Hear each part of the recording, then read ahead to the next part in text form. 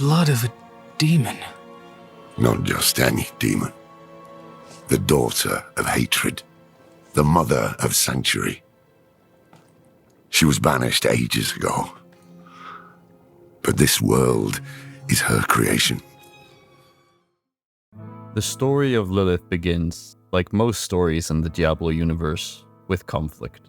But this conflict was not between nations, tribes, or people.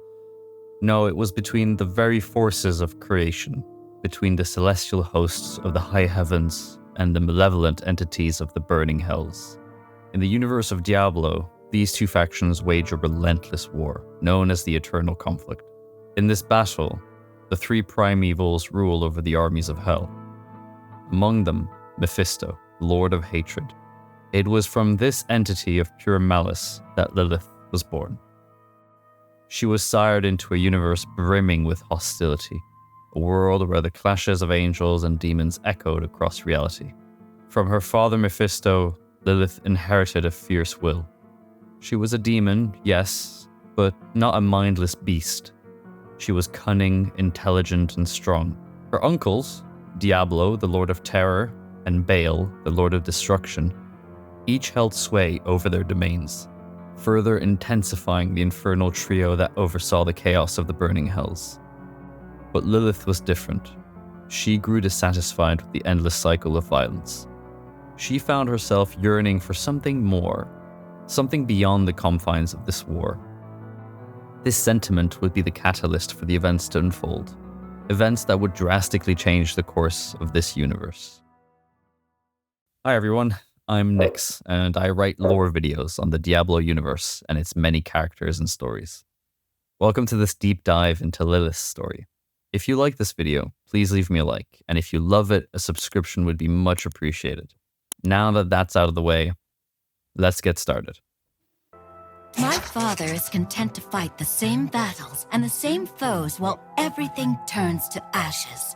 Though his victories might last a day, or a year, or 100 years, the war will never be won so long as he and his brothers lead. There is an end to it, but fools like my father are too blind to see it. In the grand tapestry of the eternal conflict, each thread tells a story. And as we pull on the thread of Lilith, we find a narrative that stands apart from the rest. A story steeped in betrayal, love, fear, and hope. A tale that speaks volumes about the shades of grey that lie between the black and white of good and evil, angels and demons. This is where we begin our journey, in the midst of eternity, on the precipice of a change that would reverberate across the cosmos. From the depth of the burning hells, we follow the path of Lilith, daughter of Mephisto, as she journeys beyond the realm of her birth, seeking refuge from this conflict, and ultimately creating something entirely new. I took a prisoner in the battle, an angel whose light was dimming. I brought him to my lair for my amusement, but he surprised me. My touch seemed to breathe life into him. He raved like a madman about how he wished to escape the war. Perhaps I have found someone I can use.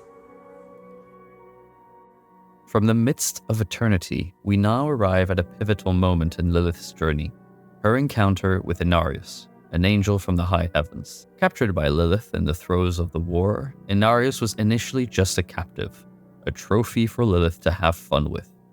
But as she breathed life back into him, something unexpected happened. He began to speak, and what he said resonated with her own dissatisfaction with the eternal war they were caught in. His desire to escape the eternal conflict echoed her own yearnings. This moment of shared understanding forged a bond between them, a bond further deepened by Inarius' affection for Lilith. As the daughter of Mephisto, she was no stranger to manipulation, yet the relationship between her and Inarius was complex. Some may view it as a love story between a demon and an angel, breaking the chains of their inherent hostility. Yet others might view it as Lilith cunningly exploiting Inarius' dissatisfaction with the eternal conflict for her own ends. I'll let you tell me what you think in the comments below.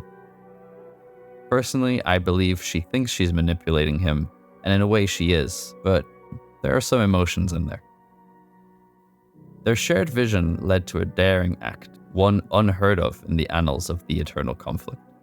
Together with a band of like-minded angels and demons, Lilith and Inarius stole the World Stone, a powerful artifact from the Pandemonium Fortress.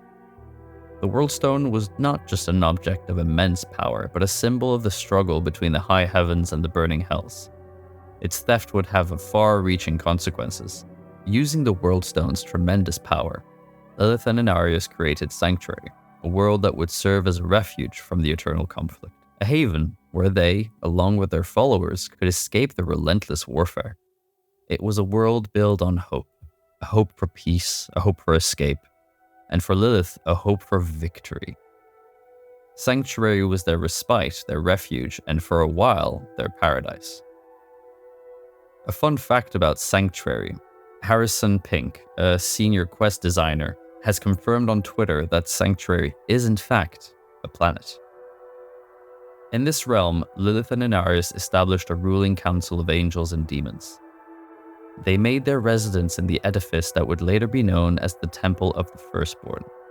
Inarius was content with this escape, satisfied with a haven away from the conflict, but Lilith envisioned more.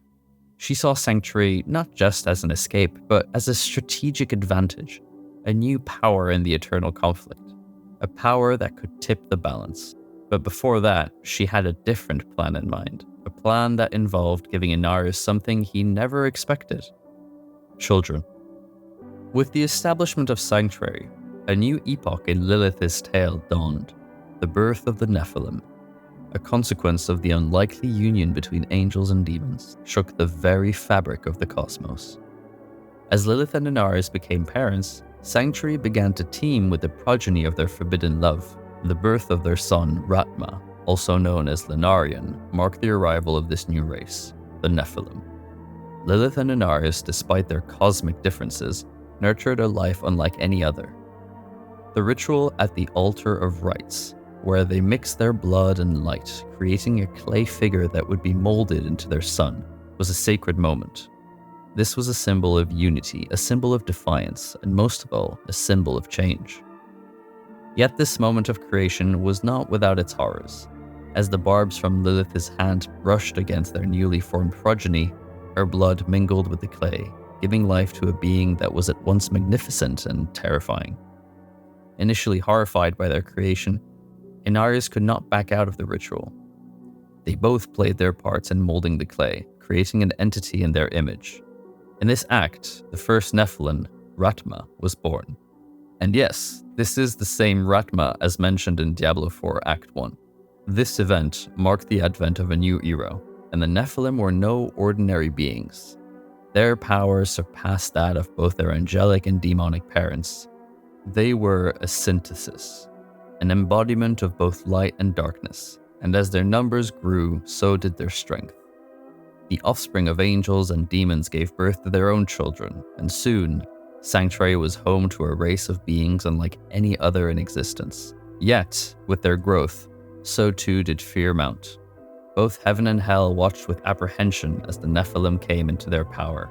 Their very existence was a threat, a possible game-changer in the eternal conflict. Fearful of their growing strength, the angels and the demons recognized the Nephilim as potential usurpers, a wild card that could upset the delicate balance they had fought over for an eternity. In the face of this fear, Lilith stood as the protector of the Nephilim. She nurtured them, guided them, and safeguarded them. Lilith, the demon queen, now assumed a new role, a mother protecting her children. As the Nephilim flourished, the relationship between Lilith and Inarius soured. The growing power of the Nephilim sparked a divide, a rift that would have a profound impact on the future of Sanctuary.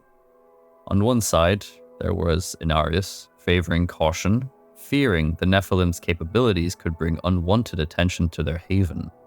On the other side, Lilith, the mother, viewed the Nephilim as a beacon of hope, a means to end the eternal conflict that had raged since time immemorial. This is where the duality of Lilith kind of comes into play. On one hand, you could say she loves her children, she wants to take care of them. On the other hand, she wants to take care of them because she wants to build an army to defeat heaven and hell. That's up for interpretation. The rift between Lilith and Inarius widened, leading to heated discussions amongst the renegades. Some feared the potential threat posed by their progeny and called for their destruction. Others pleaded for mercy, unwilling to extinguish the lives they had helped to bring into existence. Amid this turmoil, Inarius called for a period of reflection.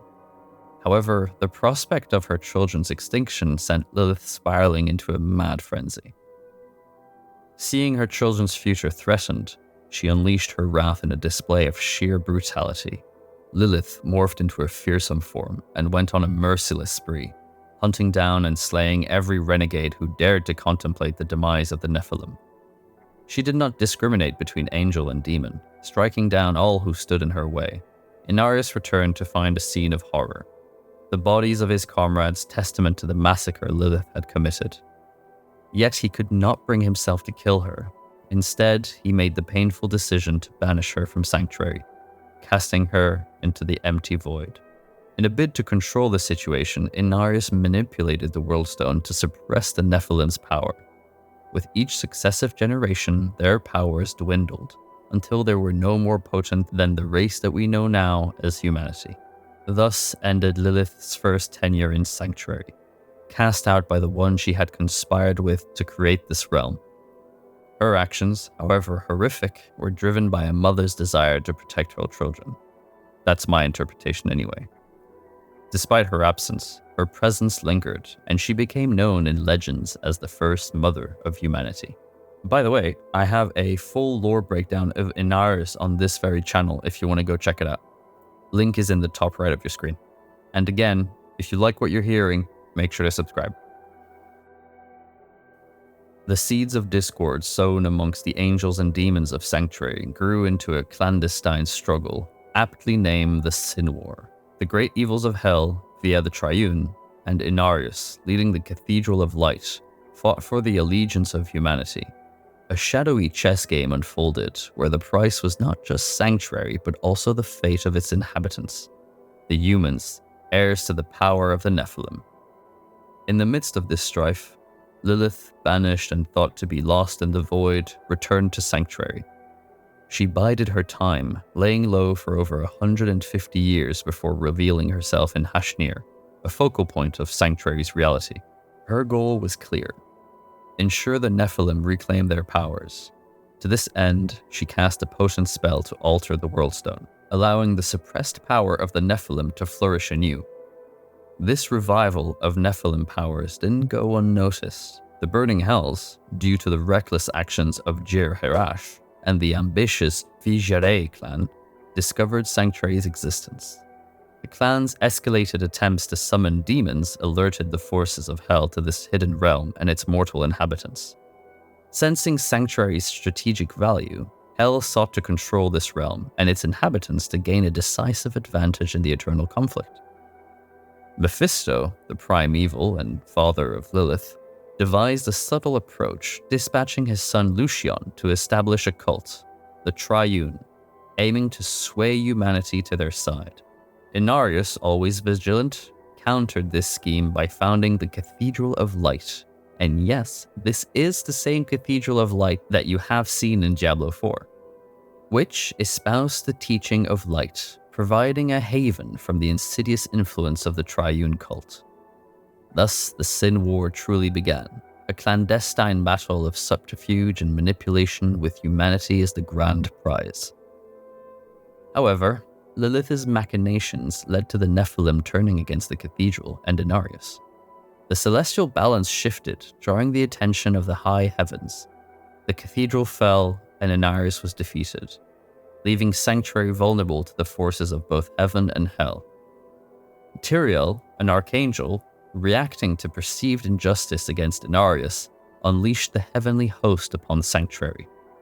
The forces of hell responded in kind, erupting from the ground, resulting in a three-way battle between angels, demons, and the human followers of Odyssean, known as the Edirim. These are the Nephalem who had regained their powers. In the climax of this conflict, Odyssean, a Nephalem, unleashed his full power, pushing back the invading forces of heaven and hell. But in doing so, he also unleashed the raw, untamed energies of the Nephalem, threatening to shatter the very world they were fighting over. The Sin War, thus, was not just a struggle for control, but a battle for survival, the outcome of which would set the course of Sanctuary's future. The Sin War had reached its zenith, a tempestuous clash between angels, demons, and Edirim, all vying for control over Sanctuary. Uldyssian, in a desperate attempt, released his full Nephalem power, repelling the cosmic invaders, but in this act he understood the precarious nature of his birthright. The raw, untamed Nephalem energy threatened to unmake the world itself. Driven by a fear of losing his humanity to his celestial heritage, he absorbed the chaotic energies, unleashing them one final time. This act reset the World Stone, nullifying the Edirim's abilities but at the cost of his very existence. Uldyssian had chosen humanity over divinity, and in his noble sacrifice, he ensured the survival of his kind. Post-Uldyssian's sacrifice, the Angerus Council, representing heaven, and Mephisto, an envoy of hell, convened to decide Sanctuary's fate. The Council, torn between mercy and judgment, eventually opted for leniency. Tyrael, moved by Uldyssian's sacrifice, cast a deciding vote in favor of humanity's survival. In return, Mephisto proposed a truce. Hell would cease its interference in the mortal realm, and humanity would be spared from the great conflict. With this, the Sin War concluded, leaving humanity to chart its own destiny. The aftermath of the Sin War brought about an unprecedented erasure of memories for the surviving Edirim. None remembered the celestial battle, leaving humanity to choose its path free from the biases of the past. The great conflict, the existence of angels, demons, and Nephalem, all became oblivious to them. To most, the massive loss of lives was a result of a plague, a fabrication fortified by the altered memories of the Edirim. The World Stone was once more altered to prevent humanity from awakening their latent Nephalem abilities. In the aftermath, Inarius dealt with Lilith. He encapsulated her within a mystical sphere, banishing Lilith once more. Inarius ensured the flaws that had enabled her previous return were expunged. Even with her banishment, it was prophesied that Lilith, bound in shadows, would one day return to Sanctuary. Her destiny, intertwined with that of humanity, marked a testament to the internal struggle each human bore within, a silent echo of the Sin War that never truly ended. Spoiler warning. Before we go any further, please take note I'll be spoiling Act 1 of Diablo 4 in this chapter. The echoes of Lilith's banishment barely settled in the recesses of Sanctuary's history when her presence made an unanticipated resurgence. This return was a result of an ominous ritual performed within the cold, unfeeling bowels of an underground chamber. The ritualistic performers were 3 adventurers and a scholar, all unsuspectingly caught in the grand design of Elias, a member of the Triune. It was their blood, drained and pulled across a triangle of pillars, that became the harrowing bridge through which Lilith re-entered the mortal realm. Upon Lilith's return, Sanctuary didn't stay untouched. A wave of change washed over the mortal realm, a change fostered by their pervasive darkness, lurking within human hearts that Lilith's very presence awakened. This darkness birthed a new breed of cultists, fanatics, followers of the once banished deity. Their zeal was demonstrated in blood-soaked rituals and fervent worship. Her reach was vast and influential. It fanned out across Sanctuary, imbuing its inhabitants with an underlying fear. Meanwhile, Lilith orchestrated her plans with ruthless precision. She kickstarted a campaign, one drenched in blood and driven by the desire to rule Sanctuary. Her influence was so profound that it began to alter the very fabric of Sanctuary. Hell tides, a force amplified by Lilith's power, worked in her favor, fortifying her demonic forces and reshaping Sanctuary to mirror their own twisted and malignant origins. The presence of Lilith did not shy away from the sacred either. Her shadow darkened the grounds of the Cathedral of Light in Nevesk during a sermon. Her message was clear and chilling. The lords of hell were coming, and the salvation they sought did not lie within the light but in their very selves. This powerful proclamation incited a wave of violence within the congregation. In a shocking twist, the followers turned on their own priest, taking his life in their hands as a testament to their newfound loyalty. This is also a testament to how good Lilith is at persuasion. In a few moments, she just turned these humans against their beliefs.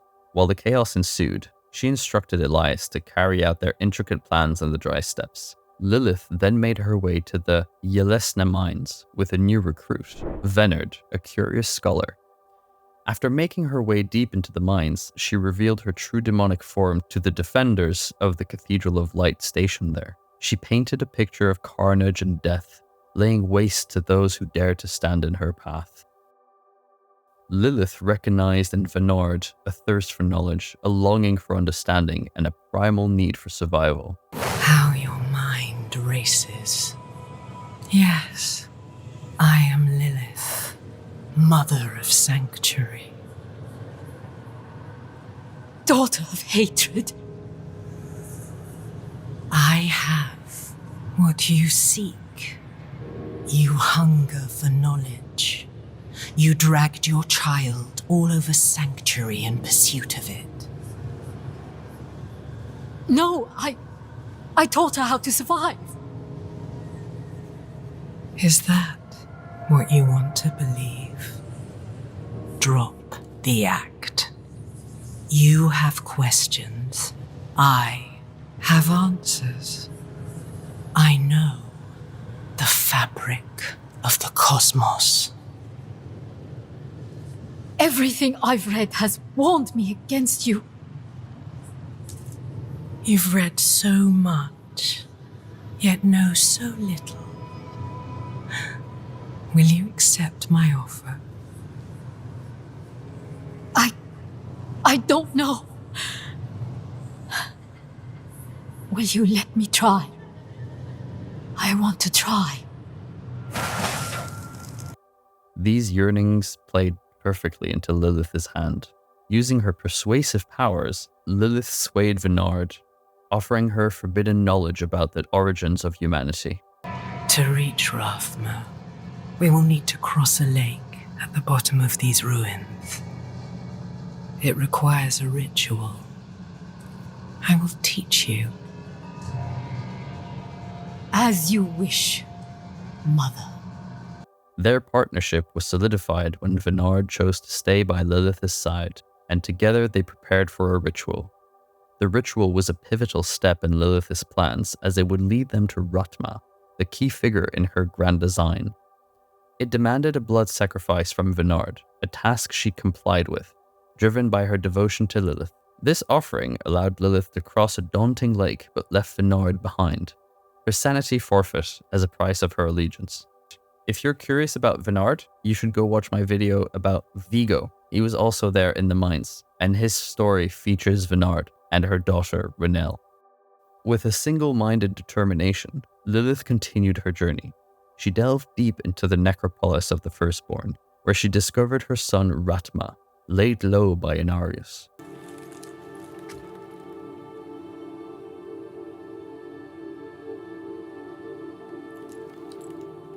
I don't know if you would have chosen to stand beside me in this new world, Rathma. But I would have saved your place, just the same. And now, all that you might have been has been stolen from me. Stolen. Ratma's death, although a blow, did not deter Lilith.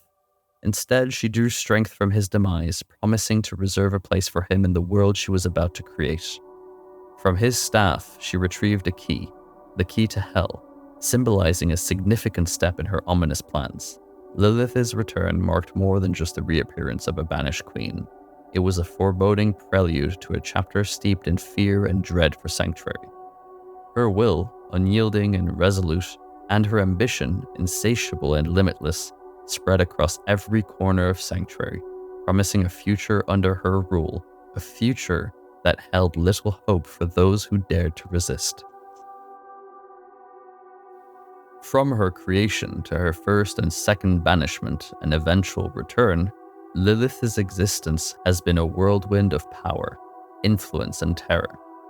The repercussions of her actions are far-reaching, the echoes of her deeds resonating through Sanctuary, sowing the seeds of a future stained with uncertainty.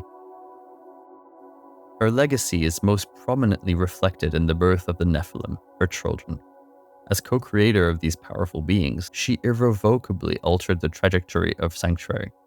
The existence of the Nephalem, their latent powers and potential for either extreme good or absolute evil, encapsulates the pervasive and enduring impact of Lilith's machinations. It is crucial to remember that despite her monstrous actions, Lilith is a paradoxical figure, embodying the thin line separating love and madness. It was out of her fierce love for her Nephalem children and her desire to protect them that she committed her most gruesome deeds. She fought against Inarius, her co-creator and lover, and manipulated others into supporting her cause, all in a bid to defend her progeny. That's my take anyway. Inarius and Lilith, though on opposing sides, share one commonality, the desire for power and control. Their shared history and their contrasting ideologies speak volume about the delicate balance between good and evil and the grey areas in between. Both characters manifest the complexities inherent in such a balance and force us to question the nature of morality itself. The mark she has left on Sanctuary serves as a reminder of her potent influence, a testament to her power and a prophecy of the tumultuous times to come. Hey, welcome to the end of the video, where we talk about the video itself, the theme, and also some behind the scenes. First of all, thank you so much for watching this whole video. I think this was my most complicated and in-depth video to make. It took me quite a long time to get all the assets together and write the script, and I'm still not 100% happy with it. I still feel like there's some things that could be improved, but I need to get this out, and I think it's in a good place, honestly. Lilith is one of my favorite characters, for sure. She's quite complex, and she's got multiple layers to her. You never truly know what her agenda is. When you look at the Sin War, you could say that her agenda is mostly to control Sanctuary, build an army, defeat Hell and Heaven, right? That kind of makes sense. But when you look at the way she behaves towards her son, Rathma, for example, or some parts of humanity, you can't help but feel like she does care for her children. So I really like that aspect of her. The support has been just mind-blowing. Thank you so much. I'm going to keep making videos, and hopefully you'll like them. Make sure to subscribe. I heard that's something you need to be asking like 3 times a video. So, and here's your second reminder to please subscribe. Thank you so much, guys.